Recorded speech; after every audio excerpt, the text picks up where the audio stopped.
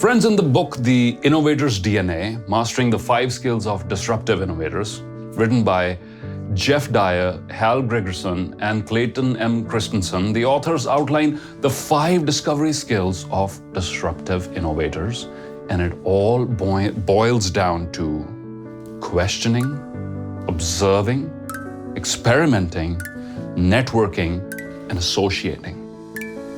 Innovation, ladies and gentlemen, is not the exclusive domain of folks working in the R&D departments of large corporations, or the tech executives of Silicon Valley, or special creative, innovative personality types. Even little kids can trigger innovation because they are unafraid to ask questions and because they are driven by their curiosity, constantly thinking why not, what if, etc. They're playing these scenarios in their mind all the time.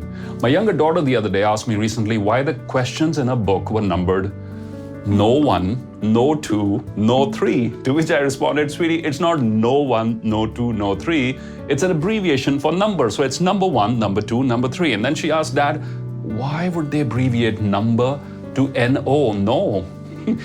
Well, that's how it's always been, dear, was my answer. But Daddy, number doesn't even have an O in it. So why is it no? Why not NU? Fair point, sweetheart. Good observation. But that's how we've always done it. That was the only lame answer that I had in that situation.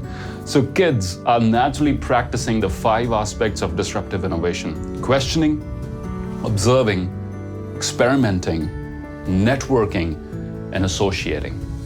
As a result, they experience plenty of aha moments. That's how they make sense of the world around them, and that's how they learn. An old Czech story by M. Hamanova goes something like this. A little girl was watching her mother prepare fish for dinner. Her mother would cut off the head and the tail of the fish every single time and then place the fish into the baking pan. This curious little girl asked her mother why would she cut off the head and the tail of the fish.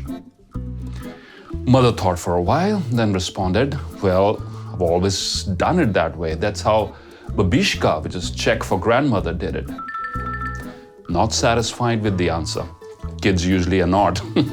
The little girl went to visit her grandmother to find out why she would cut the head and tail of the fish before baking it, because this was becoming like a family tradition. Grandma thought for a while and responded, I don't really know, my dear. My mother always used to do it that way. Therefore, I do it that way. Consequently, your mother does it that way. The little girl insisted, and Grandma accompanied her to visit the great-grandmother who had lived through 2 world wars to find out if she knew the answer to this mysterious family tradition of cutting off the head and the tail of the fish before baking it. Great-grandma thought for a while and said, child, that was because my baking pan was too small to fit in the whole fish. Therefore, it was the most convenient thing to do at the time.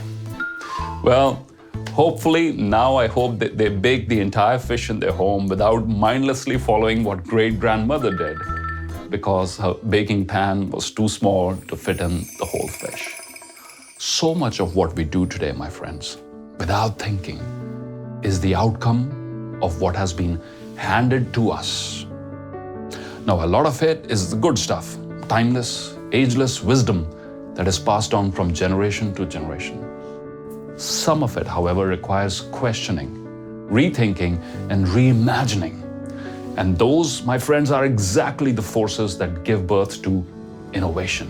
Questioning, rethinking, reimagining, detaching from the past. And never underestimate the power of a little child to spark innovation. And guess what? We all have this power within us. We all have the innovator's DNA inside us. It's up to us to activate it and use it.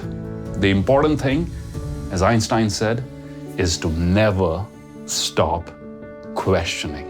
Otherwise, you too will end up baking fish by chopping off the head and the tail just because your great-grandmother did the same thing. This was Simerjeet Singh. Thanks for tuning in.